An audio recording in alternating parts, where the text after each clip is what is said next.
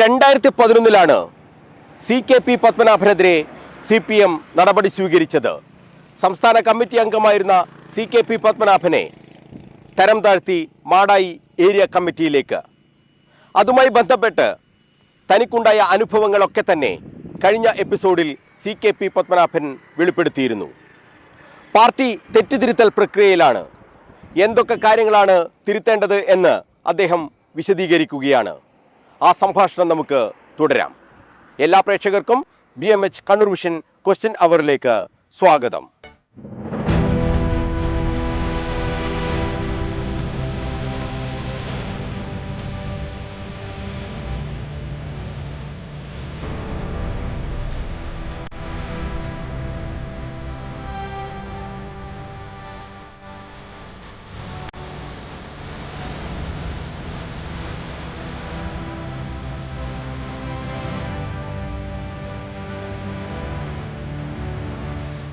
നമ്മൾ ഈ വിഭാഗീയതയുടെ കാര്യങ്ങളൊക്കെ പറയുമ്പോൾ അത് പാർട്ടി തന്നെ അംഗീകരിച്ചതാണ്. VS-നെയും പിണറായിയെയും പോളിറ്റ് ബ്യൂറോയിൽ നിന്ന് അടക്കം മാറ്റി നിർത്തുന്ന രീതിയിലുള്ള വലിയ തോതിലുള്ള നടപടികളിലൊക്കെ വന്നു.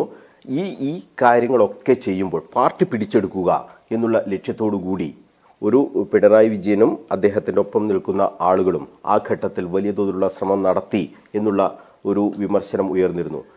ഈ താങ്കളെപ്പോലുള്ള ആളുകൾക്കെതിരെ നടപടിയെടുക്കുമ്പോൾ VS-നൊപ്പം നിൽക്കുന്ന ആളുകളെയൊക്കെ തന്നെ മാറ്റി നിർത്തുക എന്ന രീതിയിലേക്ക് തന്നെയാണ് ആ സമയത്ത് കാര്യങ്ങൾ പോയത്. അല്ല, ഇതിൻ്റെ പല എന്താ പറയണ്ടേ, ഒരു കുളത്തിലൊരു കല്ലിട്ട് കഴിഞ്ഞാൽ അതിന് എത്ര ഓളങ്ങൾ വരുന്നു എന്ന് എണ്ണി തിട്ടപ്പെടുത്താൻ പറ്റില്ല. അതുപോലൊരു വലിയ പാർട്ടി ജനങ്ങൾക്കിടയിൽ അംഗീകാരമുള്ള ഒരു വലിയ ഒരു കുളം പോലെയാണ്, അല്ലെങ്കിൽ സമുദ്രം പോലെയാണ്. അതിലാണ് ഈ വിഭാഗീയതയുടെ കല്ല് വീഴുന്നത്. അപ്പോൾ അതിൻ്റെ ഓളങ്ങൾ ഏതൊക്കെ രൂപത്തിലായി എന്ന് എണ്ണി തിട്ടപ്പെടുത്താൻ പറ്റില്ല. അത് പല രൂപത്തിലും വരും. അങ്ങനെയാണ് ഇതുണ്ടായത്. ആ വിഭാഗീയത ഇന്ന് ഇപ്പോൾ ഈ തെറ്റിതിരുത്തൽ പ്രക്രിയയിലേക്ക് പാർട്ടി കടക്കുമ്പോൾ ഇന്ന് അത് അവസാനിച്ചിട്ടുണ്ടോ? അല്ല, അത് ഇതൊക്കെ ഒരിക്കലും അവസാനിക്കുന്നതല്ല എന്ന് എൻ്റെ അഭിപ്രായം. കാരണം പാർട്ടിക്കുള്ളിൽ എപ്പോൾ നോക്കിയാലും ചില വിഷയങ്ങളുണ്ടാവും. ഏത് വിഷയങ്ങളായാലും ഒരു പൊതു വിഷയത്തിൻ്റെ മേലെ രണ്ടഭിപ്രായങ്ങൾ ഉണ്ടാകുന്ന കാര്യം ഉറപ്പാണ്. അപ്പോൾ ആ അഭിപ്രായങ്ങളായി പരിഗണിക്കുന്നതിൻ്റെ പകരം അഭിപ്രായങ്ങൾ പറഞ്ഞവൻ എൻ്റെ കൂട്ടുകാരൻ എന്ന നിലയിലേക്ക് മാറുന്നതാണ് വിഷയം. അത് പാടില്ല. അഭിപ്രായം പറഞ്ഞാൽ അവിടെ തീർന്നു, പിന്നീട് സൗഹൃദമായിട്ട് പോകണം. ഇങ്ങനെയാണ് പാർട്ടിയിൽ നമ്മളൊക്കെ പഠിച്ചതും നമ്മളൊക്കെ ചെയ്തതും. ശക്തമായ വിമർശനത്തിന് നടത്തിയിട്ടുമുണ്ട്, വിധേയപ്പെട്ടിട്ടുമുണ്ട്. പക്ഷെ അതവിടെ തീർന്നു, അത്രയേ ഉള്ളൂ. താങ്കൾ ഈ P ശശിയുമായി ബന്ധപ്പെട്ട ഒരു ആരോപണം വന്ന ഒരു സാഹചര്യം കൂടിയായിരുന്നു ആ ഘട്ടം. അന്ന് P ശശിക്കെതിരെ താങ്കൾ പാർട്ടിയിൽ പരാതി നൽകിയിരുന്നു ശരിക്കും?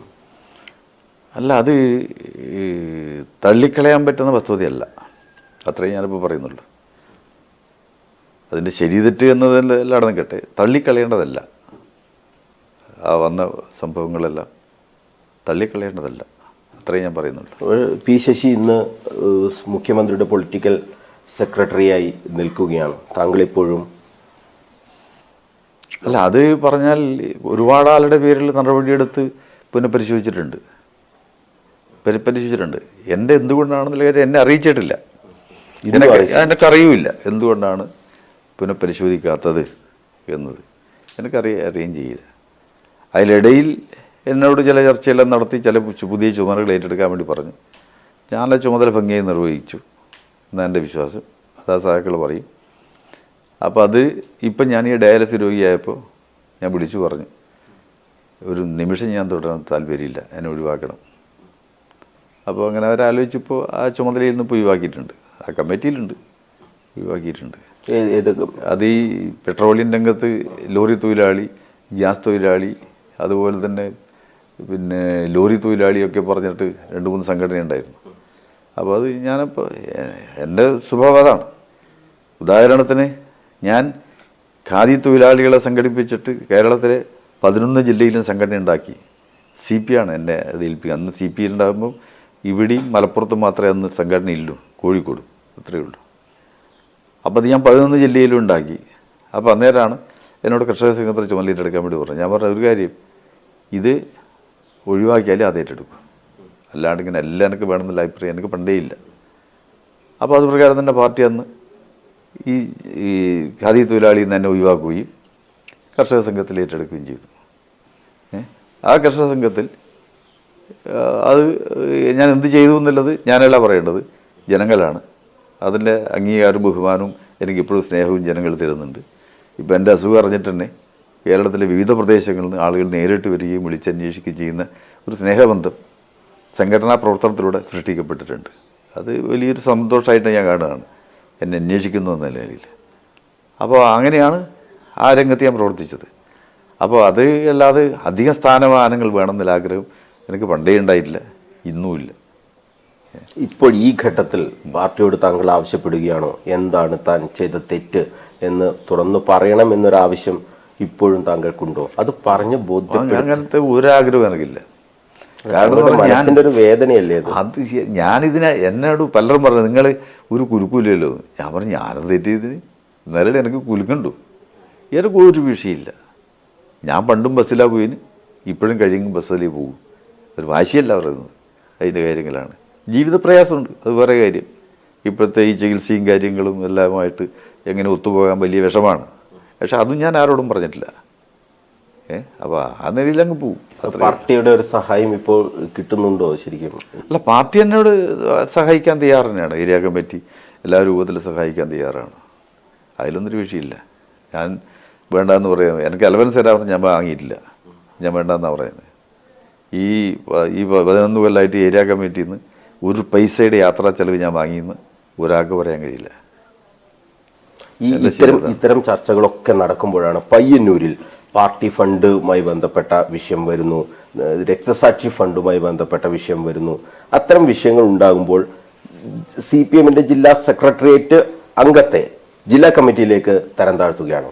ഇപ്പോൾ ഏതാണ്ട് ഒരു വർഷം പോലും കഴിയുന്നതിനിടയിൽ വീണ്ടും അദ്ദേഹത്തെ തിരിച്ച് ജില്ലാ സെക്രട്ടേറിയറ്റിലേക്ക് തന്നെ എത്തിക്കുകയാണ്. ഇത് രണ്ടും താരതമ്യം ചെയ്യുമ്പോൾ താങ്കൾ എങ്ങനെയാണ് അതിനെ, താങ്കളുടെ ഒരു ജാഗ്രത കുറവും പയ്യന്നൂരിൽ MLA ആയിരുന്ന TI മധുസൂദനന്റെ ജാഗ്രത കുറവും, ഈ രണ്ട് ജാഗ്രത കുറവുകളെ ഏത് രീതിയിലാണ് താങ്കൾ വിലയിരുത്തുക? ഞാനതിൽ ഒരു വിലയിരുത്തലിന് പോകുന്നില്ല. കാരണം ഇതൊക്കെ ചെയ്യുന്നവർ മനസ്സിലാക്കേണ്ടതാണ്. ഞാൻ എന്ന് പറയുന്നൊരു വ്യക്തിയാണ്, പാർട്ടി എന്ന് പറയുന്നത് കുറേ വലിയൊരു കൂട്ടായ്മയാണ്. അപ്പോൾ അവിടെയാണല്ലോ ഇതെല്ലാം നടക്കേണ്ടത്. അപ്പോൾ അത് അവരാണ് പരിശോധിക്കേണ്ടത്. പിന്നെ ഞാനെന്ത് പരിശോധിക്കാൻ ഇതിൽ? ഞാനതിലൊന്നും പരിശോധിക്കില്ല. അല്ല, താങ്കളെ സംസ്ഥാന കമ്മിറ്റിയിൽ നിന്നാണ്. അല്ല, താരതമ്യത്തിനാണെങ്കിൽ ഇതല്ല, 100 കണക്കിന് കേസുകൾ എൻ്റെ മുമ്പിലുണ്ട്. എനിക്കറിയാം ഈ കേരളത്തിലെ സംഭവങ്ങൾ, ഈ തിരിച്ചു വന്നതിൻ്റെയും നടപടിയെടുത്തതിൻ്റെയും തരം താഴ്ത്തപ്പെട്ടതിൻ്റെ എല്ലാം കഥ താങ്കളെ പോലെ ആർക്കും അനുഭവിക്കേണ്ടി വന്നില്ല. ഉണ്ടാവില്ലെന്ന് എനിക്ക് തോന്നുന്നു. ഉണ്ടാവില്ല. P. ഗോവിന്ദപിള്ളയുടെ പേര് നടപടിയെടുക്കുമ്പോൾ ഞാൻ ആ കമ്മിറ്റിയിലുണ്ട്. ഗോവിന്ദപിള്ള അന്നേരം തന്നെ ഇറങ്ങി പോവുക ചെയ്തത്, ഞാനത് തന്നെ ചെയ്തത്. എന്നോട് പറഞ്ഞില്ല കേന്ദ്ര കമ്മിറ്റിയുടെ അംഗീകാരം കിട്ടിയാലേ നിങ്ങൾ നടപടിയാവുന്നു. അപ്പം അതൊക്കെ എനിക്കറിയാം, എല്ലാവർക്കും സലാൻ. അതുകൊണ്ട് ചിരിച്ചുകൊണ്ടല്ലേ ഞാൻ ഇറങ്ങിയിന്. ഞാൻ ഇറങ്ങുമ്പോഴേക്കും റൂമിലെത്തുമ്പോഴേക്കും ചാനലിൽ വാർത്ത വന്നു. കാരണം ഞാൻ ഇറങ്ങുമ്പം ഒരാൾ താഴെ നിന്ന് എന്നെ കണ്ടപ്പോൾ ഓടി മറിയുന്നുണ്ട്. അവനാണ് വാർത്ത കൊടുത്തത്, അതെനിക്കറിയാം. ഞാൻ അവനോട് തന്നെ നേരിട്ട് പിന്നീട് പറഞ്ഞിരുന്നു. അത് ധനാപഹരണത്തിന്റെ പേരിൽ എന്നുള്ള രീതിയിലായി വാർത്ത വന്നു. അപ്പോൾ ഞാൻ അവനോട് നേരിട്ട് പറഞ്ഞത്, നീ ചതിയനും വഞ്ചകനുമാണ്, നീ അനുഭവിക്കുന്നു. നേരിട്ട് ഞാൻ പറഞ്ഞത്. ആൾ ഇപ്പം ഇത് കേൾക്കുന്നുണ്ടെങ്കിൽ അയാൾക്ക് അന്നേരം മനസ്സിലാവും ആരാണോ അവിടെ പറഞ്ഞതെന്ന്. നേരിട്ട് ഞാൻ പറഞ്ഞത്. ശരിക്കും താങ്കളെ ഈ വിധത്തിൽ സമൂഹത്തിന് മുന്നിൽ, പാർട്ടിക്ക് മുന്നിൽ ഇത്രയും വെറുക്കപ്പെട്ടവനാക്കി മാറ്റാൻ വേണ്ടി പ്രവർത്തിച്ചവരുടെ ഇപ്പോഴത്തെ അവസ്ഥ എന്താ? അതിൽ എനിക്കൊരു വിശ്വാസമുണ്ട്. ഞാൻ പറഞ്ഞില്ലേ, കണ്ണൂരിൽ ആദ്യത്തെ കൺവെൻഷനിൽ ഞാൻ പ്രസംഗിച്ചത് എൻ്റെ സത്യത്തിൻ്റെ സീറ്റ് പിറകിലാണ്. സത്യം മുമ്പോട്ട് വരാൻ ഒരുപാട് താമസം എടുക്കുന്നതാണ്. പക്ഷെ പ്രകൃതിക്കൊരു നിയമമുണ്ട്. അത് ദൈവത്തിലൊന്നും എനിക്ക് വിശ്വാസമില്ല, ഒരു വിശ്വാസം ഇല്ല. അങ്ങേയറ്റം ഞാൻ എൻ്റെ കുടുംബത്തിൽ ആർക്കും അതിൽ വിശ്വാസമില്ല എന്നുള്ളതാണ്. ഞങ്ങൾ ഒരു അമ്പലത്തിലും പോകാറില്ല, ഒരു ക്ഷേത്രത്തിലും പോകാറില്ല, ഒരു ഉത്സവം കാണാനും പോകാറില്ല, ഞാനും എൻ്റെ ഭാര്യ. എന്തോ എന്നോടൊരു വെറുപ്പാണ്. ഇതാണ് അവസ്ഥ. അപ്പോൾ അതിലൊന്നും വിശ്വസിച്ചല്ല ഞാൻ പറയുന്നത്. ഉറപ്പ് എനിക്ക് കാണാമെങ്കിൽ എൻ്റെ മക്കൾക്ക് കാണാൻ കഴിയും. എൻ്റെ ഈ വസ്തുതയെല്ലാം ഞാൻ എഴുതി വെച്ചിട്ടുണ്ട്, മുഴുവൻ സംഭവങ്ങളും. എന്നോട് പലരും പറഞ്ഞു ഒരു പുസ്തകമാക്കി കൂടിയത്. ഞാൻ പറഞ്ഞില്ല, എൻ്റെ മക്കൾക്ക് ദോഷം വരാൻ വേണ്ടി പാടില്ല. പക്ഷെ അവരെങ്കിലും മനസ്സിലാക്കാൻ വേണ്ടി എല്ലാം ഞാൻ എഴുതി വെച്ചിട്ടുണ്ട്. എല്ലാ സംഭവങ്ങളും, എൻ്റെ വിഷമങ്ങൾ മുഴുവനും. അത് നല്ലതുപോലെ ഞാൻ ഒന്നുകൂടി പറയാം, എൻ്റെ ഈ രോഗത്തിൻ്റെ കാരണം ഈ നടപടിയാണ്. ഇല്ലെങ്കിൽ എനിക്ക് ഈ രോഗം ഒരിക്കലും പറ്റില്ല. ടെൻഷൻ തന്നെയാണ്. അത് ഇവരാരും ചിന്തിക്കുന്നില്ല. ഭാര്യയൊക്കെ ആ സമയത്ത് എന്താ പറഞ്ഞത്? അവരുടെയൊക്കെ ഒരു ഇതെങ്ങനെയാണ്? ഒരു ദിവസം ഞാനിവിടെ വന്ന് അന്നെ ഞാൻ വന്നവിടെ അന്ന് തന്നെ പോവും. അതാണ് എൻ്റെ സ്വഭാവം. ഡ്രസ്സ് പുറത്തുനിന്ന് അലക്കാറില്ല, ഡ്രസ്സ് മാറണം. അപ്പോൾ ഇവിടെ വന്ന 5 വട്ടം ഷർട്ടും മുണ്ടും എടുത്തിട്ട് അപ്പം തന്നെ പോക്കാണ്. അപ്പോൾ ഒരു ദിവസം ഇതുപോലെ പോയി, ഇവൾക്കൊന്നും മനസ്സിലായി. ഇവിടെ നിന്നിട്ട് ആളെ പേരും കാര്യമൊന്നും ചോദിക്കണ്ട, ഇവൾ അന്നത്തെ പാർട്ടി സെക്രട്ടറിനെ തന്നെ വിളിച്ചു. അന്നത്തെ പാർട്ടി സെക്രട്ടറി. അപ്പോൾ പാർട്ടി സെക്രട്ടറി പറഞ്ഞത് ഭാര്യയുടെ പണിയെടുത്താൽ മതി എന്നാണ്. അപ്പോൾ ഇവള് പറഞ്ഞു, ഞാൻ പാർട്ടി മെമ്പറായിട്ടാണ് വിളിക്കുന്നത് നിങ്ങളാന്ന് പറഞ്ഞു. ഇവള് ഫോൺ കട്ട് ചെയ്ത്. അത് ഞാൻ പിന്നെ അറിയുന്നത്. കോടിയേരിനെ വിളിച്ചു. അയാൾ പറഞ്ഞു, ഒന്നും ഭയപ്പെടാനില്ല, ഈ വിഭാഗിതയുടെ ഭാഗമായിട്ടുള്ളതാണ്, അല്ല പരിഹരിക്കപ്പെടുമെന്ന് പറഞ്ഞു. SRP നമ്മുടെ കുടുംബാംഗം പോലെയാണ്. ഇപ്പം അയാളെ വിളിക്കാറില്ല, അതയാളെ മാന്യത, അത്രയേ ഉള്ളൂ. എനിക്ക് വിളിച്ചോട് ചോദിച്ചു. ഞാൻ ഒരു ദിവസം വിളിച്ചിരുന്നു. അപ്പോൾ എന്നിട്ട് പറഞ്ഞു, ഞാൻ വരും, വന്നിട്ട് നമുക്കെല്ലാം സംസാരിക്കാമെന്നാണ് പറഞ്ഞത്. അപ്പോൾ SRP ഇവരോട് പറഞ്ഞു, ഒന്നും ഭയപ്പെടാനില്ല, ഇതിൻ്റെ ഭാഗമായിട്ടാണ്. പാലക്കാട് വെച്ച് എന്നോട് പറഞ്ഞു, വിഭാഗിതയുടെ ഭാഗമായിട്ടാണെന്നാണ് ഇതെല്ലാം വരുന്നത്, അതൊക്കെ പരിഹരിക്കപ്പെടുന്നതാണ്. അപ്പോൾ ഇങ്ങനെ ഇവരെല്ലാവരും ഇത് പറഞ്ഞിട്ടുണ്ട്. പക്ഷേ ഞാൻ എല്ലാവരുടെ അടുത്തും വീണ്ടും പോയി പറഞ്ഞിട്ടില്ല, എൻ്റെ ഇതൊന്ന് പുനഃപരിശോധിച്ച് പരിഹരിക്കും. പാർട്ടിയോട് ഞാൻ പറഞ്ഞിട്ടുണ്ട്. 15 തവണ ഞാൻ റിമൈൻഡർ അയച്ചിട്ടുണ്ട് കേന്ദ്ര കമ്മിറ്റിക്ക്, സ്റ്റേറ്റ് കമ്മിറ്റിക്ക് അയച്ചിട്ടുണ്ട്. കോടിയേരി അയച്ച കത്തിൻ്റെ മറുപടി എൻ്റെ കയ്യിലുണ്ട്. ഈ വിഷയങ്ങൾ നിങ്ങൾ കത്ത് കിട്ടി, പാർട്ടിയുടെ പരിഗണനയ്ക്കുണ്ട്.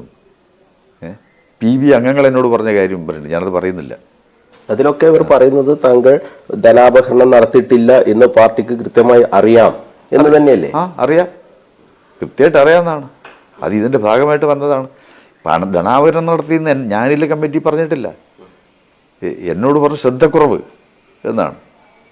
അപ്പോൾ ഞാൻ അന്നേരം വീണ്ടും ചോദിച്ചു, ശ്രദ്ധക്കുറവ് അപ്പോൾ ആർക്കും എന്താ അഭിപ്രായം പറയാറുണ്ടോ?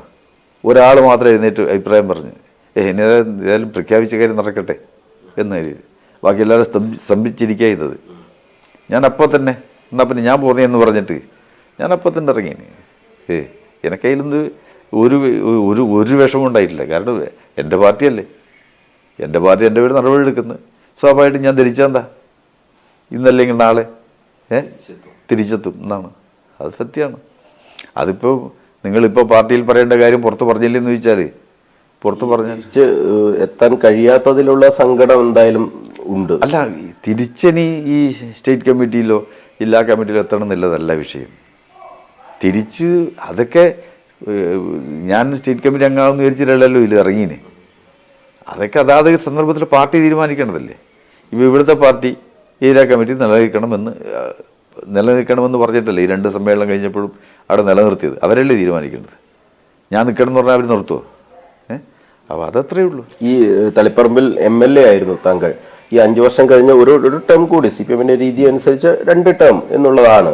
പക്ഷെ 2ാമത്തെ ടേമിലേക്ക് താങ്കളെ പരിഗണിക്കാതിരുന്നതും ഈ വിഭാഗീയതയുടെ പേരിൽ തന്നെയായിരുന്നു. അതൊക്കെ എന്താ പറയേണ്ടത്, അതിൽ ഞാൻ എഴുതി വെച്ചിട്ടുണ്ട്. അതിലുണ്ട് ഉത്തരം. എല്ലാം ഈ ഇത്രയും വലിയ തോതിലുള്ള മാനസിക പ്രയാസങ്ങൾ, താങ്കളെ ഒരു കള്ളനാക്കി നിർത്തുന്ന രീതിയിലുള്ള പ്രചരണങ്ങൾ, ഇതൊക്കെ നടത്തുമ്പോൾ പാർട്ടിയോട് താങ്കൾക്ക് ഏതെങ്കിലും തരത്തിൽ എന്തിനാണ് ഇതൊക്കെ എന്നുള്ളൊരു ചിന്ത താങ്കളുടെ മനസ്സിൽ വന്നിരുന്നു? പക്ഷേ എനിക്ക് എന്താണെന്ന് അത് സ്വാധീനിച്ചിട്ടില്ല. എന്ത് പ്രചരണം നടത്തിയാലും എനിക്ക് അത് എൻ്റെ ശരീരത്തിൽ തട്ടുന്നില്ല.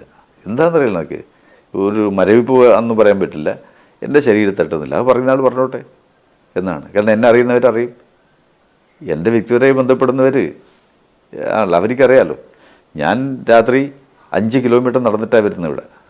വീട്ടിലേക്ക് വരുമ്പോൾ 7 ഇറങ്ങി നടക്കലാണ് എൻ്റെ പതിവ്. അന്ന് രാത്രി ഒന്നും കിട്ടില്ല, വഴിയിലൊന്നും കിട്ടില്ല. ഇതാണ് അവസ്ഥ. അപ്പോൾ അങ്ങനെ എനിക്കന്ന് വേണമെങ്കിൽ രാത്രി ഇറങ്ങിയിട്ട് ഓട്ടോറിക്ഷ പിടിച്ച് വരായിരുന്നു. പാർട്ടിയോട് വൗച്ചർ എഴുതി കൊടുക്കുകയും ഞാൻ ചെയ്തിട്ടില്ല. ഈലോടെ ഇറങ്ങും, ഈലോട് ഇങ്ങോട്ട് നടക്കും, 1 മണിക്കൂർ കൊണ്ട് ഈടിയെത്തും. ഇതാണ് എൻ്റെ രീതി. ഈ 70 മുതൽ എൻ്റെ രീതി അതാണ്. എത്രയോ കൊല്ലങ്ങളായിട്ട് ധർമ്മശാലയ്ക്ക് ഗോവിന്ദ മാഷ് ഇറങ്ങും, അയാളും അവിടെ അങ്ങോട്ട് പോകും. ഞങ്ങൾ ലോറിക്കാണ് പലപ്പോഴും വരിക. അപ്പോൾ അങ്ങനെയൊക്കെ പ്രവർത്തിച്ചതെല്ലാം എനിക്ക് ഓർമ്മയുണ്ട്. അപ്പോൾ അതിൽ സംതൃപ്തി അറിഞ്ഞിട്ട് ഞാൻ നിൽക്കുകയാണ്. അല്ലാതെ വേറെ മറ്റ് ഇങ്ങനെ നടപടിയെടുത്തൊക്കെ പുറത്ത് നിൽക്കുമ്പോൾ മറ്റു പാർട്ടിക്കാരെങ്കിലും സമീപിച്ചിരുന്നോ നമ്മുടെ പാർട്ടിയിലേക്ക് ചേരുക എന്നൊക്കെ പറഞ്ഞ് കോൺഗ്രസോ മറ്റോ? അത് സ്വാഭാവികമല്ലേ. എൻ്റെ അടുത്ത് നക്സലുകാർ വന്നു, തൃശ്ശൂരിൽ നിന്ന് വന്നു, അതുപോലെ ഇവിടെ നിന്നും വന്നു. നിങ്ങളെല്ലാ വിഷയങ്ങളും അറിയാം, ഈ മുഴുവൻ കാര്യങ്ങളും. ഞാൻ അവരോട് പറഞ്ഞത്, നിങ്ങൾക്ക് ഈ വിഷയം പരിഹരിക്കാൻ കഴിയില്ല. നിങ്ങൾക്ക് പരിഹരിക്കാൻ കഴിയുമെന്ന് തോന്നുന്ന ഘട്ടത്തിൽ ഞാൻ നിങ്ങളോടൊപ്പം വരും, സലാൻ എന്ന് പറഞ്ഞിട്ട് വിട്ട്. കോൺഗ്രസ് ആരോ അല്ല, കോൺഗ്രസ്, CPI ഇവരൊക്കെ ബന്ധപ്പെട്ടിരുന്നു, എല്ലാം ബന്ധപ്പെട്ടു. ഞാൻ പറഞ്ഞില്ല, എനിക്ക് വാക്ക് മാറ്റി പറയാൻ കഴിയില്ല. കഴിഞ്ഞ പാർലമെൻറ്റ് തിരഞ്ഞെടുപ്പിന് മുമ്പത്തെ പാർലമെൻറ്റ് തിരഞ്ഞെടുപ്പിൻ്റെ ഒരാഴ്ച മുമ്പേ ഡൽഹിയിൽ നിന്ന് എന്നെ CKP എന്ന് പറഞ്ഞിട്ട് ഫോൺ ചെയ്തു. ഞാൻ പറഞ്ഞു, അത് CKP ആണ്. ഇതാരാണ്? കൃഷ്ണദാസാണ്. PK കൃഷ്ണദാസാണെന്ന് പറഞ്ഞു. എന്തേ വിളിച്ച്? നിങ്ങൾക്ക് തെറ്റ് പറ്റിപ്പോയി, നിങ്ങൾ ഉദ്ദേശിക്കുന്ന CKP അല്ല. അപ്പോൾ ഇത് പലപ്പോഴും വരാറുണ്ട്. ഞങ്ങൾ ട്രെയിനിൽ നിന്ന് ഞങ്ങൾ പലപ്പോഴും BJPയുടെ ഞങ്ങൾ രണ്ടാളും ട്രെയിനിൽ ഒരു ദിവസം ഉണ്ടായിരുന്നു. അപ്പോൾ S3-ലാണ്, രണ്ടാൾക്ക് EQ ആണ്. അപ്പോൾ ഇദ്ദേഹം എൻ്റെ സീറ്റിലായിരുന്നത്. അപ്പോൾ അന്നാ ഞാൻ ഇയാളെ പരിചയപ്പെടുന്നു. ഞാൻ പറഞ്ഞു, ഇതെൻ്റെ സീറ്റാണ്, ഇതെൻ്റെ സീറ്റാണ്, ചാർട്ട് നോക്കുന്നുണ്ട്. അപ്പോൾ രണ്ടും CK എന്ന് മാത്രം നോക്കി കയറിയതാണ്. അപ്പോൾ അതുപോലെ ഞാൻ പറഞ്ഞു, നിങ്ങൾക്ക് തെറ്റുപറ്റിയതാണ്, നിങ്ങൾ ഉദ്ദേശിക്കുന്ന CKP അല്ല എന്ന് കൃഷ്ണദാസോട് ഞാൻ പറഞ്ഞു. അല്ല, കൃഷ്ണദാസ് ഇടിയുണ്ട്, ഞങ്ങൾ ആലോചിച്ചിട്ട് നിങ്ങളെ വിളിക്കുന്നു, നിങ്ങളൊന്ന് കോഴിക്കോട് ജില്ലയിലേക്ക് വരണം, കണ്ണൂരിൽ നിന്ന് വേണ്ട. എന്താ ഉദ്ദേശിക്കുന്നത്? അല്ല, പാർലമെൻറ്റ് തിരഞ്ഞെടുപ്പല്ലേ വരുന്നത്, നിങ്ങൾ കൃത്യമായി ഞാൻ പാർട്ടിയോട് പറഞ്ഞ കാര്യമായത്, പാർട്ടി റിപ്പോർട്ട് ചെയ്തിട്ടുണ്ട് അന്ന്. അപ്പോൾ ഒന്ന് പരിഗണിക്കാനാണ്, എവിടെയെങ്കിലും മത്സരിക്കാൻ വേണ്ടി എല്ലാം ആഗ്രഹമുണ്ട്, ഞങ്ങൾക്ക് താല്പര്യമുണ്ടെന്ന് പറഞ്ഞു. ഞാൻ പറഞ്ഞു, ഇപ്പം ഞാൻ മാറ്റി പറയാൻ തീരുമാനിച്ചിട്ടില്ല, എനിക്ക് സാധിക്കില്ല. അത് നിങ്ങൾ ഈ നമ്പർ ഞാൻ സേവ് ചെയ്ത് വെക്കും, ആവശ്യമുണ്ടാകുമ്പോൾ നിങ്ങൾ വിളിക്കാം. ഇതൊക്കെ സത്യസന്ധമായ ശേഷം പിന്നെ ഇല്ല, പിന്നെ ഒരു വിളി ഉണ്ടായില്ല. താങ്കൾ ആ കാര്യം പാർട്ടിയെ അറിയിക്കും? പാർട്ടി അറിയിച്ചു. അപ്പോൾ അറിയിച്ചു. ഈ ലോക്സഭാ തെരഞ്ഞെടുപ്പിന്റെ ഘട്ടത്തിൽ ഏറ്റവും പ്രധാനപ്പെട്ട ഒരു ചർച്ചയായി വന്നത് പ്രകാശ് ജാവ്ദേക്കർ EP ജയരാജൻ അദ്ദേഹത്തിന്റെ ഫ്ലാറ്റിൽ പോയി കണ്ടു എന്നുള്ളതാണ്. പക്ഷേ അക്കാര്യം EP ജയരാജൻ പാർട്ടിയെ അറിയിച്ചിരുന്നോ? അറിയിച്ചിട്ടില്ല എന്നാണ് നമ്മൾ എനിക്കറിയില്ല അതിനെ പറ്റിയിട്ട്. അറിയിക്കാതിരുന്നത് വലിയ തെറ്റല്ലേ? അല്ല, അറിയിക്കുക എന്നതാണ് പാർട്ടി സമീപനം. ഞാൻ AC-ലപ്പം തന്നെ പറഞ്ഞു, ഇത് ഇന്നൊരു സമീപനം ഉണ്ടായിട്ടുണ്ട്, ഇന്നെന്താ പാർട്ടിക്കാർ ബന്ധപ്പെട്ടിട്ടുണ്ട്, ഞാനിവിടെയും പോകാൻ തീരുമാനിച്ചിട്ടില്ല, ഇനി പോകുന്നുമില്ല, നിങ്ങളെന്ത് വേണം ചെയ്തോ എന്നൊരു ഞാൻ പറഞ്ഞിട്ടുണ്ട്. ഇപ്പം EP ജയരാജന്റെ ആ ഒരു കാര്യം, കാരണം ഇന്നത്തെ കോൺഗ്രസ്, നാളത്തെ BJP എന്ന് പറഞ്ഞാണ് LDF ഈ തെരഞ്ഞെടുപ്പിനെ നേരിടുന്നത്. ആ ഘട്ടത്തിലാണ്, അതിന്റെ തൊട്ട് തലേ ദിവസമാണ് EP ജയരാജൻ പ്രകാശ് ജാവ്ദേക്കർ കൂടിക്കാഴ്ച വാർത്തയാകുന്നത്. വലിയ തിരിച്ചടിയല്ലേ അത്? തെരഞ്ഞെടുപ്പ് ദിവസം രാവിലെ സമ്മതിച്ചു, കാര്യങ്ങളെല്ലാമായി. അത് യഥാർത്ഥത്തിൽ അന്ന് വോട്ടർമാരെ സ്വാധീനിച്ചിട്ട് വാർത്ത തന്നെയാണത്, സ്വാധീനിച്ച വാർത്തയാണ്. പിന്നെ വോട്ടർമാരെ എങ്ങനെ വിലയിരുത്തി എന്നുള്ളത്, ഈ ന്യൂനപക്ഷ വോട്ടുകളൊക്കെ ഒന്ന് മാറാൻ അങ്ങനെയൊന്നും പറയാൻ വേണ്ടി പറ്റില്ല. പക്ഷെ വോട്ടർമാരെ അന്ന് സ്വാധീനിച്ചിട്ടുണ്ട് അതുകൂടി. കാരണം അന്ന് ചാനലുകൾ നല്ലോണം പണിയെടുത്തല്ലോ, രാവിലെ മുതൽ ഒരു 3 മണി വരെ ഇതന്നെയാണല്ലോ കാണിച്ചുകൊണ്ടിരുന്നത്. അപ്പോൾ അതൊക്കെ അതിന് മുഖ്യമന്ത്രി നൽകിയ മറുപടി. അതെ, ഇതൊക്കെ ഈ തെരഞ്ഞെടുപ്പിന്റെ പരാജയത്തിന്റെ കാരണങ്ങൾ അന്വേഷിക്കുമ്പോൾ പാർട്ടി ഇതൊക്കെ വിലയിരുത്തേണ്ടതല്ലേ? അല്ല, പാർട്ടിയിൽ ഈ വിഷയങ്ങളെല്ലാം ഉയർന്നു വരുന്നുണ്ടെങ്കിൽ പരിഗണിക്കാതെ പോകാൻ പറ്റില്ല. ഉയർന്നു വരുന്നുണ്ടെങ്കിൽ അതാണ് പാർട്ടിയുടെ എല്ലാ ഘടകത്തിലും. എനിക്കറിയില്ല, ഈ വിമർശനം, താങ്കളെ പോലുള്ള ആളുകൾ വിമർശനം ഉന്നയിച്ചത് കൊണ്ടാണ് തങ്ങൾക്കെതിരെ ഇത്തരത്തിലുള്ള നടപടികളൊക്കെ വന്ന ഒരു സാഹചര്യം ഉണ്ടായത്. ഇതൊക്കെ ആളുകൾക്ക് മുന്നിലുള്ള ഓരോരോ ഉദാഹരണങ്ങളാണ്. കണ്ണൂർ ജില്ലാ കമ്മിറ്റിയിൽ മനു തോമസ് എന്ന മുൻ DYFI ജില്ലാ പ്രസിഡന്റ് ഉയർത്തിയ കൊട്ടേഷൻ സംഘങ്ങളുമായി, സ്വർണ്ണക്കടത്ത് സംഘങ്ങളുമായി ബന്ധപ്പെട്ട് ഉയർത്തിയ വിവാദം, ആ വിവാദം നിരന്തരം അദ്ദേഹം പരാതികൾ നൽകുന്നു, വിമർശനങ്ങൾ ഉന്നയിക്കുന്നു. അദ്ദേഹം പാർട്ടി മെമ്പർഷിപ്പ് പോലും പുതുക്കാൻ കഴിയാത്ത രീതിയിലേക്ക് കാര്യങ്ങൾ എത്തി ഒറ്റപ്പെടുന്ന ഒരു സാഹചര്യം ഉണ്ടാകുന്നു. തെറ്റുതിരുത്തൽ പ്രക്രിയയിലേക്ക് പാർട്ടി പോകുമ്പോൾ ഇതൊക്കെ പരിഗണിക്കേണ്ട വിഷയങ്ങളായിരിക്കില്ലേ? ഇതിൽ കാണേണ്ടത്, ഇപ്പോൾ ഈ ലോകത്തിലെ കമ്മ്യൂണിസ്റ്റ് പാർട്ടികളെ കുറിച്ചുള്ള നമ്മൾ വായിച്ച് പഠിക്കുന്നുണ്ടല്ലോ. സ്റ്റാലിൻ്റെ കാലഘട്ടം എന്ന് പറയുന്നത് റഷ്യയുടെ ഏറ്റവും വിജയിച്ച കാലഘട്ടമാണ്. എല്ലാ രംഗത്തും പഞ്ചവത്സര പദ്ധതികൾ ആരംഭിക്കുന്നു, കാർഷിക രംഗത്ത് വലിയ മുന്നേറ്റങ്ങൾ ഉണ്ടാക്കുന്നു. ഇതൊക്കെ സ്റ്റാലിൻ്റെ കാലഘട്ടത്തിലെ വലിയ മുന്നേറ്റങ്ങളാണ്. പക്ഷേ സ്റ്റാലിൻ്റെ കെടുതികളെക്കുറിച്ച് ചൈനീസ് പാർട്ടി പ്രസിദ്ധീകരിച്ചൊരു പുസ്തകമുണ്ട്, എൻ്റെ അടുക്കിൻ്റെ പുസ്തകം. ഇതിൻ്റെ കവറൊന്നുമില്ല. അതിൽ ചൈനീസ് പാർട്ടി നിശിതമായ വിമർശനം നടത്തി സ്റ്റാലിനെ കുറിച്ചിട്ട്. ഈ നല്ലതെല്ലാം ചെയ്തിട്ടുണ്ടെങ്കിൽ പോലും അപ്പോൾ ആ വിമർശനത്തെ തുടർന്ന് ഇന്ത്യൻ പാർട്ടിയിലും ചർച്ച നടന്നിട്ടുണ്ട്. അപ്പോൾ ആ ചർച്ച നടക്കുമ്പോഴേ ഇതിൻ്റെ വസ്തുതകളെല്ലാം പുറത്തു വരും. അപ്പോൾ ഇതൊക്കെ ചർച്ചയാവാതിരിക്കില്ല എന്നാണ് എൻ്റെ വിശ്വാസം. ഇതൊക്കെ അത് റഷ്യൻ പാർട്ടിയുടെ അനുഭവം വെച്ചിട്ടാണ് ഞാൻ പറയുന്നത്, എൻ്റെ പരിമിതമായ അറിവ് വെച്ചിട്ട്. അപ്പോൾ അത് വെച്ചിട്ട് ഇതൊക്കെ ചർച്ചയാവുമെന്ന കാര്യം ഉറപ്പാണ്. കമ്മിറ്റികളിലേക്കൊക്കെ അംഗങ്ങളെ തെരഞ്ഞെടുക്കുമ്പോൾ പോലും വിഭാഗീയത വരുന്നത് തങ്ങൾ എന്ത് ചെയ്താലും അത് വിമർശിക്കപ്പെടരുത് എന്നുള്ള രീതിയിലുള്ള ഒരു മുൻവിധിയോടുകൂടി ഈ പ്രതിനിധികളെ ഒക്കെ തെരഞ്ഞെടുക്കുന്ന ഒരു സമീപനം ഉണ്ടോ? ഇനിയിപ്പോൾ പാർട്ടി സമ്മേളനങ്ങളിലേക്കൊക്കെ കടക്കുകയാണ്. തെറ്റിദ്ധരുത്തൽ എന്ന് പറയുമ്പോൾ നമ്മൾ ഇതൊക്കെയാണ് ചർച്ച ചെയ്യപ്പെടേണ്ട വിഷയം. പക്ഷെ അതിൻ്റെ ഫലമുണ്ടായില്ല എന്നുള്ള കാര്യം ഉറപ്പല്ലേ? അങ്ങനെ ഇതുവരെ നടപ്പാക്കിയിട്ടുണ്ടെങ്കിൽ ആ നടപ്പാക്കിയ സമീപനം അല്ലേ ഇപ്പോൾ അപകടത്തിലേക്ക് എത്തിയത്. അങ്ങനെയാണെങ്കിൽ പ്രതിനിധികളെ തിരഞ്ഞെടുക്കുന്നതിൽ വിഭാഗീയതയുടെ സൂചനകൾ ഉണ്ടായിട്ടുണ്ടെങ്കിൽ, അല്ലെങ്കിൽ അതിൻ്റെ നയങ്ങൾ ഉണ്ടായിട്ടുണ്ടെങ്കിൽ അതുകൊണ്ട് ഫലമുണ്ടായില്ല എന്നല്ല ഇപ്പം ജനങ്ങൾ തെളിയിച്ചില്ലേ. തെറ്റാണെന്ന് ജനങ്ങൾ അതല്ലേ അതിൽ കാണേണ്ടത്. നമ്മൾ ഏത് കാര്യത്തിലും അംഗീകാരം ആരുടെ നിന്നോ നേടേണ്ടത്?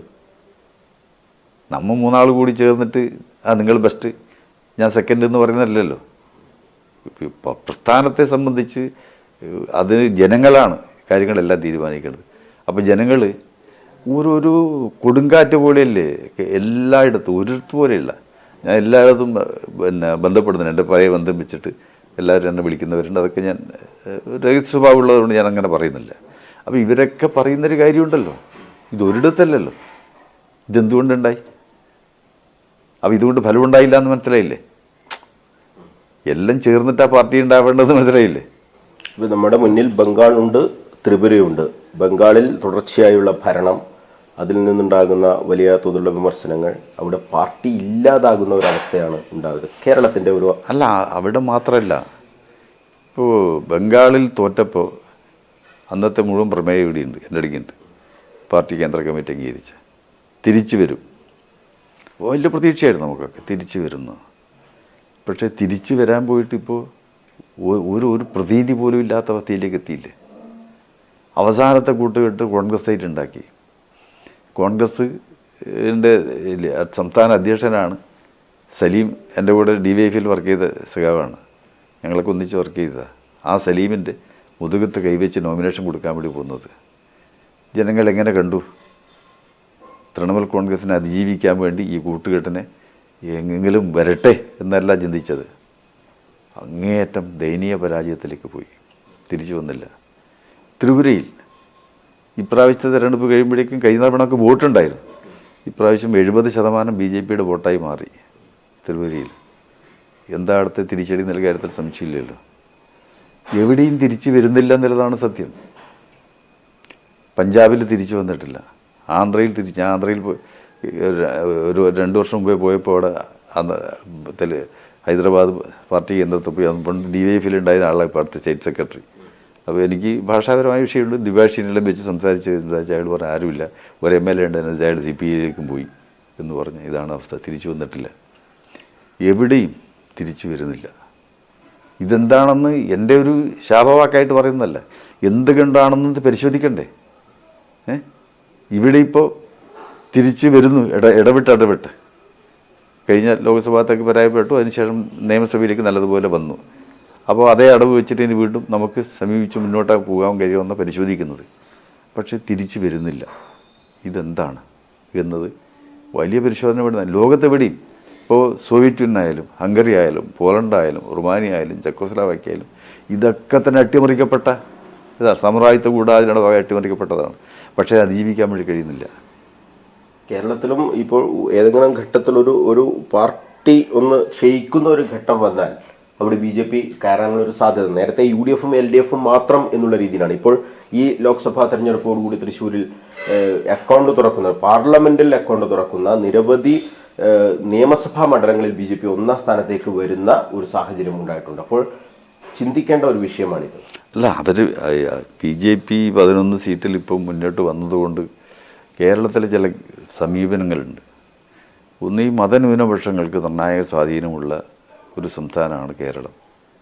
ക്രിസ്തീയമായാലും മുസ്ലിമായാലും അതുപോലെ ഹിന്ദു, ഇതൊക്കെ ഈക്വലായിട്ട് ഇങ്ങനെ നിൽക്കുകയാണ്. അപ്പോൾ ഇവിടെ BJPയുടെ വർഗീയതയും കൊണ്ടുവന്ന് കേരളത്തിൽ സ്വാധീനം നേടാൻ കഴിയുന്ന ഒരു പ്രതീക്ഷ എനിക്കില്ല. കാരണം വർഗീയതയും കൊണ്ട് വന്നിട്ടാണല്ലോ ഇതാണ്ട്. തൃശ്ശൂർ ജയിച്ചു എന്ന് പറയുന്നതിൽ ഒരുപാട് പ്ലസ് പോയിന്റുകളുണ്ട്. ഒന്നൊന്നല്ല, ഇയാളോടുള്ള വ്യക്തിപരമായ ഇയാളുടെ സമീപനങ്ങൾ, കാര്യങ്ങൾ, അങ്ങനെയൊക്കെ അതൊരു ഘടകമാണല്ലോ. അങ്ങനെ പല സ്വതന്ത്രന്മാരും കേരളത്തിൽ ജയിച്ചില്ല. പണ്ട് KK നായർ പത്തനംതിട്ട ജയിച്ചിട്ടില്ലേ? അപ്പോൾ അങ്ങനെ ചില ഘടകങ്ങളുണ്ട്. അത് ഒരു എന്താ പറയേണ്ട ഒരു കാലവർഷത്തിനിടയിലുള്ള ഒരു കൊടുങ്കാറ്റായിട്ട് മാത്രമേ കാണാൻ വേണ്ടി പറ്റൂ. അത് ആഞ്ഞു വീശുമെന്ന അഭിപ്രായമൊന്നും എനിക്കില്ല, കഴിയില്ല. ഈ കേരളത്തിൽ പാർട്ടിയുടെ അടിത്തറ ഇപ്പോഴും ഭദ്രമാണ്. അല്ല, അതുണ്ടല്ലോ. അതുണ്ടെന്ന് പറഞ്ഞാൽ ഈ 5 ലക്ഷത്തിൽ പരം വരുന്ന പാർട്ടി മെമ്പർഷിപ്പും അവരുടെ കുടുംബങ്ങളും ഇതൊക്കെ വെച്ച് മറ്റ് വർഗവിഭജന സംഘടന അംഗത്വം എടുത്തിട്ടൊന്നും പരിശോധിക്കാൻ വേണ്ടി പറ്റില്ല. DYFയുടെ അംഗത്വം വെച്ചിട്ട് പാർട്ടിക്ക് സ്വാധീനമുണ്ടോ എന്ന് ചോദിച്ചാൽ ഇല്ല. അത് വേറെ കുറേ SFയുടെ അംഗത്വം എടുത്തിട്ട് ഇവിടെ പാർട്ടി വളർന്നു പറയുന്നത് അതൊരു ഘടകം മാത്രമേ ഉള്ളൂ. പക്ഷേ ഇതുണ്ട്, പാർട്ടിക്കൊരു അടിത്തറയുണ്ട്. അത് ഇപ്പോൾ ഉണ്ടായതല്ല. അല്ലാതെ ഇത് ബംഗാളിലും ഉണ്ടായിട്ടില്ലേ? ബംഗാളിലും ഈ അടിത്തറ ഉണ്ടായിട്ടില്ലേ? വലിയ സമരങ്ങൾ നയിച്ച പ്രദേശമല്ലേ ബംഗാൾ. പക്ഷെ അവിടെ എന്തുകൊണ്ട് തിരിച്ചു വരുന്നില്ല? അതൊരു വലിയ വിഷയമല്ലേ? ഇതേ അവസ്ഥ തന്നെയായിരുന്നു ബംഗാളിലും. ഇത്തരത്തിലുള്ള പ്രശ്നങ്ങളൊക്കെ ആയിരുന്നു തുടക്കം എന്ന് പറയുന്നത്. തുടർച്ചയായുള്ള ഭരണം, ഭരണത്തിലെ 35 കൊല്ലക്കാലത്തെ ഭരണം എന്ന് പറയുന്നത്, ആ ഭരണത്തിൻ്റെ ഘട്ടത്തിലാണല്ലോ ജ്യോതിബാസു സ്വയം ഒഴിഞ്ഞ് ഇവർ ബുദ്ധദേവനെ കൊണ്ടുവരുന്നത്. അപ്പോൾ അന്നേരം ഈ വിഷയം ഉണ്ടായിട്ടില്ല. പക്ഷേ ബംഗാളിലെ ഗവൺമെൻറ്റിനെ തകർക്കുക എന്ന് പറയുന്നത് ഒരു വലിയ സാമ്രാജ്യത്വ ഗൂഢാലോചന തന്നെയായിരുന്നു ഇന്ത്യയിൽ. അതിനെല്ലാവരും ഇന്ത്യയിൽ പിന്തുണയും കൊടുത്തിട്ടുണ്ട്. ഇങ്ങനെ നിലനിൽക്കാൻ വേണ്ടി പാടില്ല. അതിൻ്റെ ഫലമായിട്ടൊരു അട്ടിമറിയാണെന്നാണ് ആദ്യം ഞാൻ ധരിച്ചത്. അതെ, ആദ്യം ഞാൻ ധരിച്ചതാണ്. അതെ, ഉൾപ്പെടെയുള്ള കാര്യങ്ങളൊക്കെ വരുന്നത് ഇതിന്റെ ഭാഗമായാണ്. അവിടെ ഒരു പ്രശ്നങ്ങൾ ഉണ്ടാക്കിക്കുക എന്ന ലക്ഷ്യത്തോടു കൂടി വന്നു എന്ന് തന്നെയാണോ നമുക്ക് സംശയിക്കേണ്ടിയിരിക്കുന്നത്? അല്ല, നന്ദിഗ്രാമിൻ്റെ പാർട്ടി തുറന്നു പറഞ്ഞല്ലോ പെശക് പറ്റിയിട്ടുണ്ട്. കാരണം കർഷകരെ വിശ്വാസത്തിലെടുക്കാതെ മുന്നോട്ട് പോയതാണ് വിഷയം എന്ന് പറഞ്ഞിട്ടുണ്ടല്ലോ. അപ്പോൾ അത് അങ്ങനെയുള്ള ഓരോ വിഷയങ്ങളിലുണ്ടാകുന്നതാണ്. ആ വിഷയങ്ങൾ അവിടെ തന്നെ അതിജീവിക്കേണ്ടതാണ്. പക്ഷേ ഇതിപ്പോൾ ഒരു മൊത്തം ബംഗാളിനെ ആകെ ബാധിച്ചല്ലോ. അതുപോലെ ഈ തെരഞ്ഞെടുപ്പിൽ കേരളത്തെ ആകെ ബാധിച്ചല്ലോ. ഞാൻ ഇവിടെ നമ്മുടെ സഹാക്കൾ അവിടെ പലയാരും ബന്ധപ്പെടുമ്പോഴും പല ജില്ലയിൽ ബന്ധപ്പെടുമ്പോഴും ഇത്തവണ വ്യക്തിപരമായി പറഞ്ഞാൽ ഒരു 5-6 സീറ്റ് കിട്ടും എന്ന് പ്രതീക്ഷിച്ചാലാണ്. പക്ഷെ അവിടെ പാർട്ടി കണ്ടത് എന്താ? 1-2 സീറ്റ് ഒഴികെ ബാക്കി കിട്ടുന്നതാണ്. തെരഞ്ഞെടുപ്പിന് ശേഷവും പറഞ്ഞത് എന്താ? 12 സീറ്റെങ്കിലും കിട്ടും എന്ന് 12, 18 എന്നൊക്കെ പറഞ്ഞല്ലോ. അവിടെയല്ലേ ഒരു സീറ്റ് പോലും പറഞ്ഞ പോലെ കിട്ടാതിരുന്നത്. അല്ല, രാധാകൃഷ്ണൻ കിട്ടി. അത് വേറെ ഒന്നും ആയതുകൊണ്ട് കിട്ടി. അല്ല, അതങ്ങനെ അതൊരു ഘടകം ഉണ്ടാവും. ഈ സ്ഥാനാർത്ഥി നിർണയത്തിൽ ശരിക്കും പാളിപ്പോയിട്ടുണ്ടോ? ഈ കാസർഗോഡ് എങ്ങനെയും ഏത് തരത്തിൽ നോക്കിയാലും, കാസർഗോഡ് ലോക്സഭാ മണ്ഡലത്തിന്റെ ഭാഗമായിട്ടുള്ള ഒരാൾ കൂടിയാണ്. കാസർഗോഡ് എന്ന് പറയുന്നത് ഏത് തരത്തിൽ നോക്കിയാലും LDFന് ജയിക്കാൻ കഴിയുന്ന എത്ര നിയമസഭാ മണ്ഡലങ്ങളുടെ എണ്ണത്തിന്റെ അടിസ്ഥാനത്തിൽ 5 നിയമസഭാ മണ്ഡലങ്ങളിൽ ശക്തമായ സാന്നിധ്യമുള്ള മുന്നണി. സ്ഥാനാർത്ഥി നിർണയം അവിടെ പാളിയിട്ടില്ലേ? കാസർഗോഡ് പാർലമെൻറ്റിൻ്റെ സെക്രട്ടറി വർക്ക് ചെയ്ത ആളാണ് ഞാൻ. കരുണാകരൻ മത്സരിക്കുമ്പോൾ അന്ന് NA മുഹമ്മദായിരുന്നു UDFൻ്റെ സ്ഥാനാർത്ഥി. കോടീശ്വരനാണ്. അന്ന് പലരും അയാളെ ക്ലബ്ബുകളൊക്കെ സമീപിച്ചപ്പോൾ ക്ലബ്ബുകൾക്കെല്ലാം വാരിക്കൂരി ആൾ പൈസ കൊടുത്തു. അപ്പോൾ എന്നിട്ട് കഴിഞ്ഞിട്ട് ഒരു ദിവസം ഞങ്ങളവിടെ പ്രവർത്തകന്മാരെ സംസാരിക്കുമ്പോൾ എന്നോട് പറഞ്ഞു, രക്ഷപ്പെടും തോന്നുന്നില്ല, സംശയമാണ് എന്ന് പറഞ്ഞു. അപ്പോൾ അന്ന് ഞാൻ യഥാർത്ഥത്തിൽ 2 മാസക്കാലം ആദ്യം എന്നോട് കരുണാകരൻ പറഞ്ഞു, നിങ്ങൾ കാർ എടുക്കുമെന്ന്. ഞാൻ പറഞ്ഞു, ഇപ്പോൾ കാറ് വേണ്ട, ഇപ്പം ഞാൻ ബസ്സിൽ പോയിട്ട് കാര്യങ്ങൾ ചെയ്യുക എന്ന് പറഞ്ഞിട്ട്. എന്നാൽ കാർ എടുക്കുമ്പോൾ ദിവസം 1500 ചിലവ് വരും എന്ന് പറഞ്ഞിട്ട് ഞാൻ ആദ്യത്തെ ഒരു മാസത്തോളം കാർ എടുത്തില്ല. പിന്നെ കാറ് എടുത്തു. പിണറായിയെല്ലാം വന്ന് നേരിട്ട് എല്ലാ പരിശോധനയെല്ലാം നടത്തി. പരിശോധനയെല്ലാം നടത്തി കഴിഞ്ഞ് അപ്പോൾ ഞാനൊരു കണക്ക് ഇപ്പോൾ എൻ്റെ അടുത്തേക്ക് ആ ഡയറി ഉണ്ട്. 1118 ബൂത്ത്. അപ്പോൾ ഓരോ ബൂത്തിൻ്റെയും ലീഡ് എന്താണ് എല്ലാം കണക്കാക്കി. ഭാഷ എനിക്കറിയില്ല. മഞ്ചേശ്വരത്ത് നമ്മൾ നല്ലതുപോലെ കേന്ദ്രീകരിച്ച് അന്ന് നമ്മൾ മഞ്ചേശ്വരത്ത് നമ്മുടെ പാർട്ടി മുമ്പിലേക്ക് വന്നു. മഞ്ചേശ്വരത്ത് നിന്ന് വന്നു എന്ന് പറഞ്ഞാൽ ഞങ്ങൾ ഓരോ ബൂത്തിലാണ് പോയത്. ഞാൻ മലയാളത്തിൽ പറയും, പിന്നെ ഈ കന്നഡയിൽ മറ്റെല്ലാവരും പറഞ്ഞു കൊടുക്കും. ഇങ്ങനെയൊക്കെ ആയിട്ട് ദയനീയമായിരുന്നു സ്ഥിതി. അതുപോലെ പിന്നെ ഹോസ്തുർഗിലാണ് ഞാൻ കേന്ദ്രീകരിച്ചത്. ഹോസ്തുർഗിൽ എല്ലാ ബൂത്തിലും ഞാൻ പോയിട്ടുണ്ട്. അപ്പോൾ തളിപ്പറമ്പിൽ ഞാൻ വന്നതേ ഇല്ല, പയ്യന്നൂരും ഞാൻ വന്നതേ ഇല്ല. അവരോട് പറഞ്ഞു ഞാൻ വരില്ല, നിങ്ങൾ തന്നെ കാര്യങ്ങൾ നോക്കിയാൽ മതി എന്ന് പറഞ്ഞു. അത് കഴിഞ്ഞ് കാഞ്ഞങ്ങാട് പത്രസമ്മേളനം നടത്തി 1,00,000 വോട്ടിന് ജയിക്കും ഞാൻ പ്രഖ്യാപിച്ചു. പുരുഷോത്തമ വക്കീൽ എൻ്റെ കൂടെയുണ്ട്. അയാളെ പ്രസിദ്ധീകരിച്ച പുസ്തകമുണ്ട് ഇവിടെ, അയാൾ ആത്മഹത്യ, അത് എൻ്റെ അതിലുണ്ട് പറയുന്നുണ്ട്. അപ്പോൾ പുരുഷോത്തമ വക്കീൽ ചോദിച്ചു, നീ എന്ത് ധൈര്യത്തിനാണ് പറയുന്നത്? അപ്പോൾ ഞാൻ BJPയുടെ കമ്മാരൻ, അടികെ കമ്മാരൻ ചതിച്ചില്ലെങ്കിൽ, അയാൾ കൂറുമാറിയിട്ടില്ലെങ്കിൽ എന്നാണ് പറഞ്ഞത്. കമ്മാരൻ എന്നിട്ട് കേസ് കൊടുക്കുമെന്ന് പറഞ്ഞു. ഞാൻ പറഞ്ഞു അത് ശരി. അപ്പോൾ പുരുഷോത്തമ വക്കീൽ പറഞ്ഞു കേസെല്ലാം നമുക്ക് നേരിടപ്പാ എന്നും പറഞ്ഞു. അപ്പോൾ ഉറപ്പ് പറഞ്ഞു. അപ്പോൾ കൃഷ്ണൻ നായർ എന്നോട് ചോദിച്ചു, അല്ല നീ എന്ത് ധൈര്യത്തിനാണ് പറഞ്ഞത്? ഞാൻ പറഞ്ഞു എനിക്ക് ധൈര്യമുണ്ട്, ജയിക്കുമെന്ന് പറഞ്ഞു. അപ്പോൾ ആ ജയം ഞാൻ പ്രഖ്യാപിച്ചത് എൻ്റെ അഹങ്കാരം കൊണ്ട് പറയുന്നല്ല, കൃത്യമായൊരു പഠനം നടത്തിയിട്ട് ആ 1,18,000 വീട്ടിൻ്റെ ഭൂരിപക്ഷത്തിന് എല്ലാവരും ജയിച്ചു. അപ്പോൾ ഇത് എൻ്റെ ഒരു ഇതൊന്നും മായാചാരമൊന്നുമല്ല. ഈ ഉപതെരഞ്ഞെടുപ്പിൽ എനിക്കുണ്ടായൊരു അനുഭവമുണ്ട്. ഞാൻ AC-യിൽ കയറിയപ്പോൾ എനിക്ക് ചെറുകുന്ന് പഞ്ചായത്തിൻ്റെ ചാർജാന്ന് തന്നു. ഞാൻ ചെറുതായിരുന്നു. ചെറുകുന്ന് പഞ്ചായത്ത് തിരിച്ചു പിടിച്ചത് ഇതിൽ പ്രമുഖമായ പങ്ക് ഞാനാണ് വഹിച്ചത്. ഞാൻ ചുമതല വഹിച്ചതാണ്. അത് കഴിഞ്ഞ് ചിറക്കൽ പഞ്ചായത്ത് നഷ്ടപ്പെട്ടു, ഓർമ്മയുണ്ടാവും. സോവിയറ്റ് റഷ്യ കഴിഞ്ഞാൽ പിന്നെ ചിറക്കലാണ് കമ്മ്യൂണിസ്റ്റ് പാർട്ടി ജയിച്ചു എന്ന് പറഞ്ഞിട്ടൊരു വാർത്തയുണ്ടായിരുന്നല്ലോ പണ്ട്, എനിക്കറിയില്ല. അപ്പോൾ അവിടെ നിന്ന് അരക്കം ബാലേട്ടനും ഞാനും കൂടി ഈ രാത്രി 12 മണി വരെ കഴിഞ്ഞാലേ ഞാനാണെന്ന് ലോറിയിൽ കയറും, അല്ലെങ്കിൽ ബസ്സിന് കയറും. അവർ തട്ടുകടയിൽ എടുത്ത് നിന്നിട്ട് കാര്യങ്ങളെല്ലാം നയിച്ച്. അപ്പോൾ ആ ചിറക്കൽ പഞ്ചായത്തിലെ വിജയത്തിന് വേണ്ടിയിട്ട് അലവിലാണെന്ന് വിഷയം. അപ്പോൾ അലവിൽ അവർ നമ്മളെ ആക്രമിക്കും, വോട്ട് ചെയ്യാൻ വിടില്ല എന്ന് പറഞ്ഞു. ബാലേട്ടൻ പറഞ്ഞു ഞാനവിടെ നിൽക്കാം. അപ്പോൾ ബാലേട്ടനോട് പുളിച്ച തെറിയാണ് ഇവർ വിളിച്ചു പറയുന്നത്. ആയിക്കോട്ടറോ എന്ന് പറഞ്ഞ് എൻ്റെ അമ്മക്ക് എന്നാ പറയുന്നത്. ആയിക്കോട്ടറോ എന്ന് ഇയാളും പറഞ്ഞ് അങ്ങനെ പിടിച്ചു നിന്ന് ചിറക്കൽ പഞ്ചായത്ത് തിരിച്ചു പിടിച്ചു. KP സുധാകരനൊന്ന് മേൽനോട്ടം വഹിക്കാനുണ്ടായിരുന്നു. അപ്പോൾ അത് ഒരു അനുഭവം ഞാൻ പറയുന്നത്. അപ്പോൾ സുധീഷ് മത്സരിച്ചപ്പോഴും ഞാനാ ചുമതല ഉണ്ടായിരുന്നത്. ജയിച്ചു. കടന്നപ്പള്ളിയുടെ സെക്രട്ടറിയായിട്ട് ഞാൻ വന്നു പാർലമെൻറ്റിൽ. അപ്പോൾ അത് നേരിയ വ്യത്യാസത്തിന് പരാജയപ്പെട്ടു. അതിന് ഷൺമുഖദാസ് വന്നു, ജയിക്കുന്നതിൻ്റെ വക്കത്തെത്തി. ദിവസവും ഞാൻ ഷൺമുഖദാസിനെ പോയി കാണും. ഇയാൾ ഒറ്റ കലക്കുന്നുണ്ട് അതിൻ്റെ രാത്രി. ആ കോൺഗ്രസിൻ്റെ ഓഫീസിൽ ബാതിലൊന്നുമില്ല. ഇയാൾ ഉച്ചക്ക് വസ്ത്രം മാറുമല്ലോ അയാൾ. ഭയങ്കര ലാളിത്യല്ല മനുഷ്യനായിരുന്നു.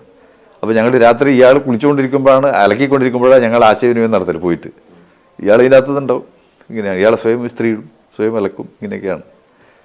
അപ്പോൾ ഉച്ചക്ക് എവിടെയെങ്കിലും എത്തിയ സ്ഥലത്ത് നിന്ന് ഡ്രസ്സ് മാറും. അതൊക്കെ ഉണ്ട്. ഉച്ചക്ക് ഡ്രസ്സ് മാറുന്നവരെ ഞാൻ 1-2 ആളെ കണ്ടിട്ടുള്ളൂ. ഒന്ന് ഗൗരിയമ്മ, ഒന്ന് മാണി, പിന്നെ ഇയാൾ. ഇങ്ങനെ 2-3 ആളെ ഞാൻ എൻ്റെ ശ്രദ്ധയിൽപ്പെട്ടത്.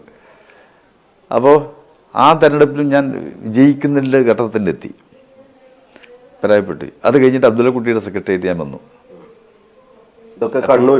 ഇതെല്ലാം പാർലമെൻറ്റിൻ്റെ സെക്രട്ടേറിയറ്റ് വന്നു. അബ്ദുള്ളക്കുട്ടിയുടെ സെക്രട്ടേറിയറ്റ് വന്നപ്പോൾ ഞാൻ എല്ലാം പഠിച്ച് ഞാൻ പരാജയപ്പെടും, ഒരു സംശയമില്ല.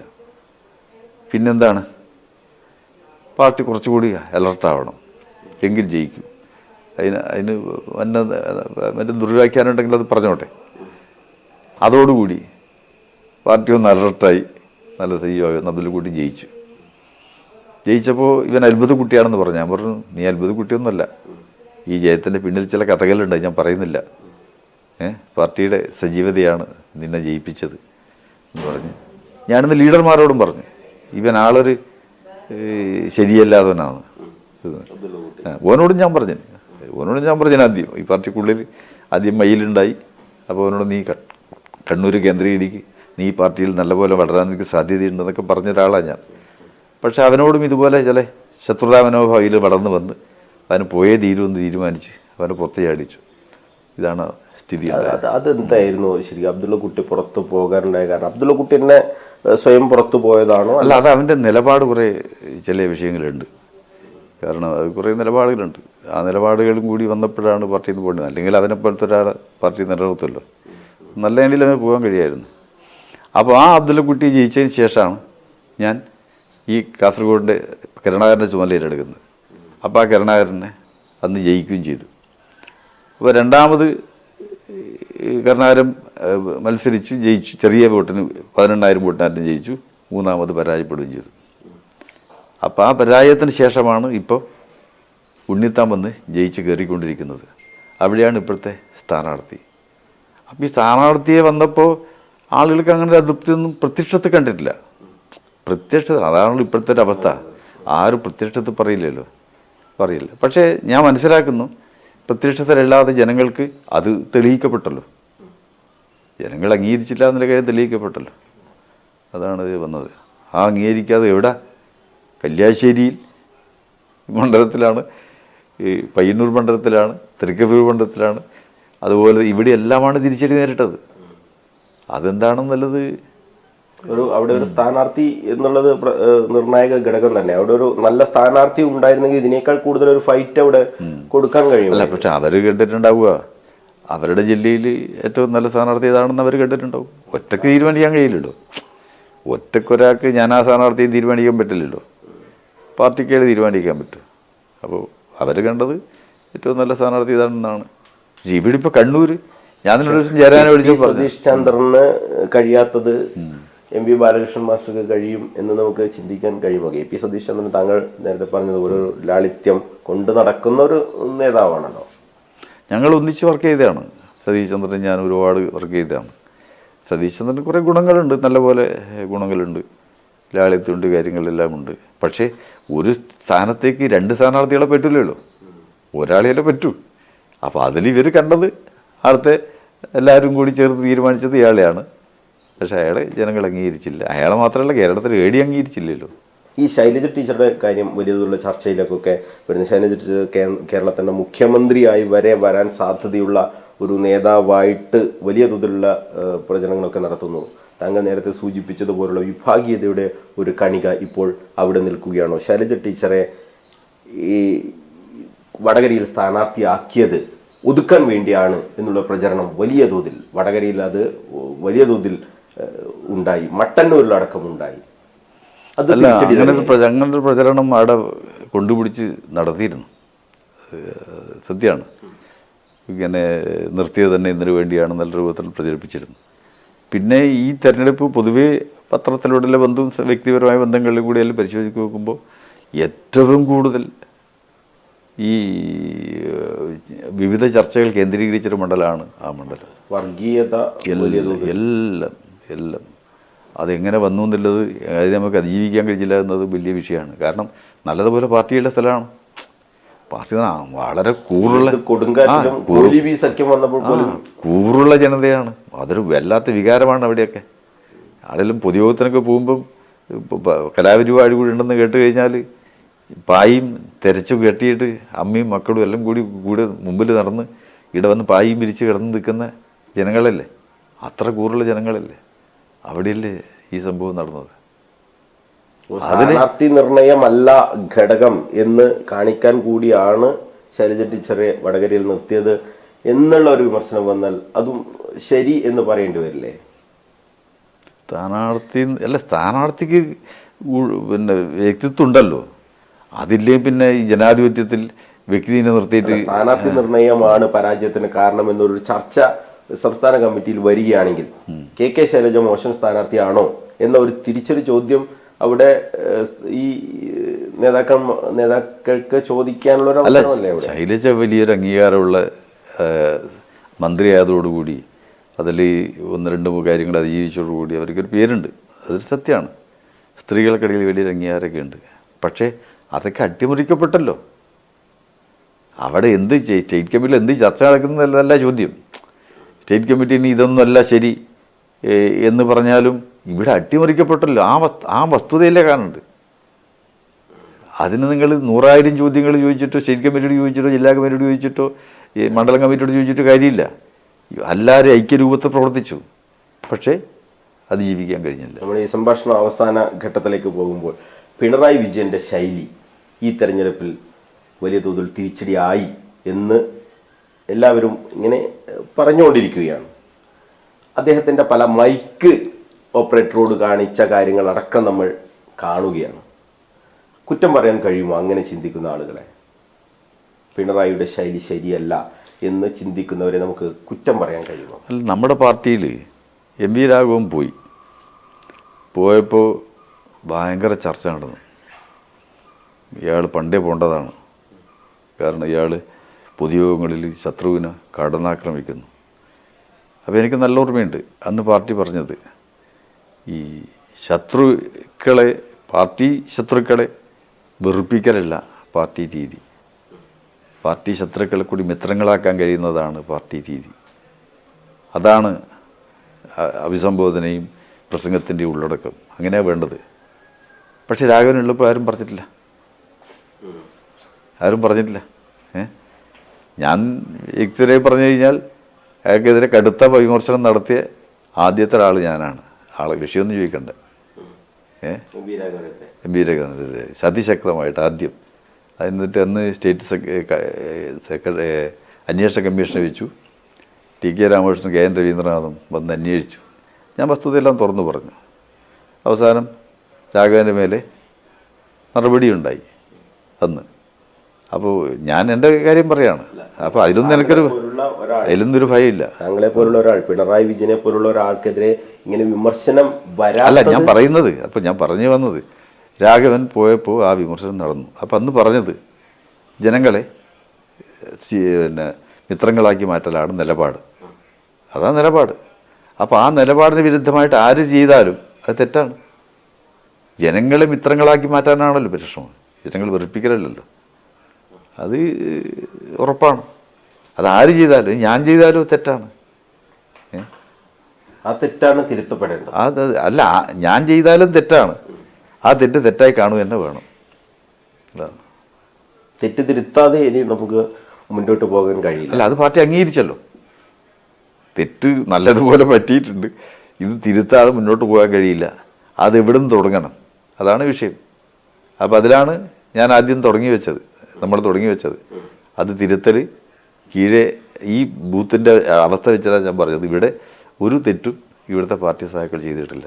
ഒരു വീടുമായിട്ടും ബന്ധമില്ലാതില്ല. അങ്ങ് മുകളിൽ നിന്ന് തുടങ്ങണം. തിരുത്തപ്പെടും. അത് തിരുത്തപ്പെടാതെ ഈ കഴിഞ്ഞ 15 വർഷത്തെ കാര്യങ്ങൾ മൊത്തം എടുക്കണം. വിഭാഗീയതയുമായി ബന്ധപ്പെട്ട കാര്യങ്ങൾ ഒക്കെ തിരുത്തപ്പെടണം. എല്ലാ സഖാക്കളെയും പാർട്ടിയുടെ ഭാഗമാക്കി മാറ്റി പാർട്ടി ബന്ധുത്വം ചമയൽ കുടുംബമായ പോലെ ഒരു ഐക്യത്തോടു കൂടി പോകാൻ കഴിയുന്ന ഒരു മാനസികാവസ്ഥയുണ്ടെങ്കിൽ ഇതിനെ അതിജീവിച്ച് പാർട്ടി പറക്കുന്ന എൻ്റെ അഭിപ്രായം. അല്ലെങ്കിൽ ഉറപ്പാണ്. അല്ലെങ്കിൽ ഈ എവിടെയും തിരിച്ചു വരുന്നില്ല. ഇവിടെ നിങ്ങൾ അത്ഭുതം കാണിച്ചാൽ ബംഗാളിൽ വരുന്നില്ല, ത്രിപുരയിൽ വരുന്നില്ല, റഷ്യയിൽ വരുന്നില്ല, പോളണ്ടിൽ വരുന്നില്ല, റുമാനിയിൽ വരുന്നില്ല, ചെക്കോസ്ലോവാക്കിയയിൽ വരുന്നില്ല. ചൈന ഇപ്പം നിൽക്കുന്നതിൻ്റെ ഉദ്ദേശം എന്താണെന്ന് നമുക്ക് എല്ലാവർക്കും അറിയാം. അയാൾ ഏകാധിപത്യമാണ് നടപ്പാക്കുന്നത്. കൊറിയ ഞാൻ പോയതാ, അവിടെ എന്താ ഇപ്പം നടക്കുന്നത്? ഒരു CPI-ക്കാർ പറഞ്ഞു അതിൽ ശരിയായൊരു കാര്യം, അത് കമ്മ്യൂണിസ്റ്റ് രാജ്യമല്ല കൊറിയയെ സംബന്ധിച്ച്.